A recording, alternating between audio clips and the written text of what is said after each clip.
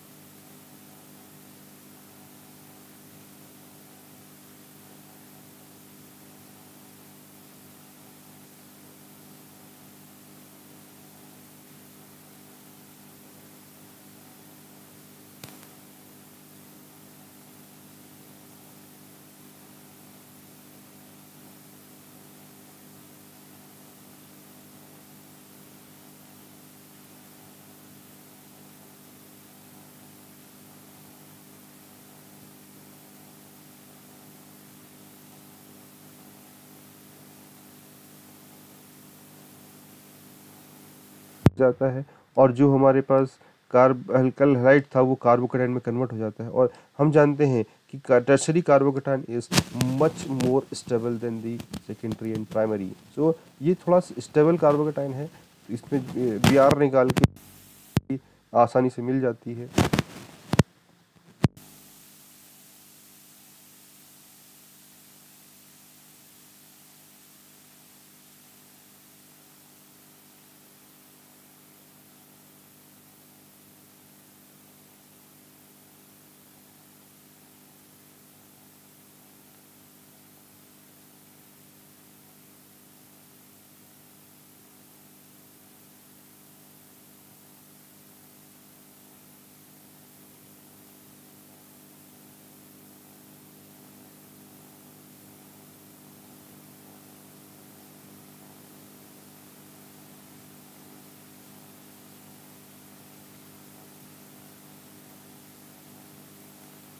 और rate determining का मतलब है rate is only directly proportional to the alkyl halide only concentration of the alkyl halide here.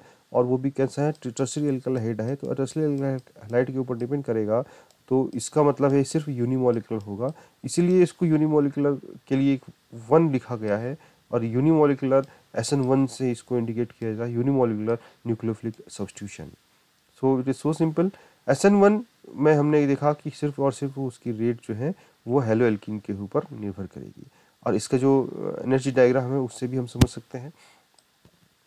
This is the point where to alkyl and this substrate is about to attack alkyl और जो nucleophilic agent है वो attack कर रहा है tertiary alkyl के ऊपर।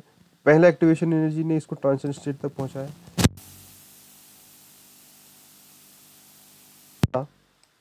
और कार्बोकेटाइन बनने के बाद फिर एक नया ट्रांजिशन स्टेट आया। उस ट्रांजिशन स्टेट में के बाद फाइनली जो प्रोडक्ट मिला है वो प्रोडक्ट हमारा सब्स्टिट्यूटेड प्रोडक्ट कहलाया जाएगा। और न्यूक्लियोफाइल ने ही इस प्रोडक्ट को सब्स्टिट्यूशन लेके आया है, तो इसको हम न्यूक्लियोफिलिक सब्स्टिट्यूशन रिएक्शन कहते हैं। न्यूक्लियोफिलिक सब्स्टिट्यूशन रिएक्शन पे कौन कौन सी चीज़ें इफेक्ट करती हैं वो समझ लेते हैं। और पहली बात है, न्यूक्लियोफिलिक सब्स्टिट्यूशन पे SN1 जो होता है वो क्योंकि न्यूक्लियोफाइल का अटैक होना है, तो अगर हाईली क्राउडेड एरिया होगा और X को यानी कोई लिविंग ग्रुप को अटैक करना नहीं कर सकता है, क्योंकि यहाँ पे क्या है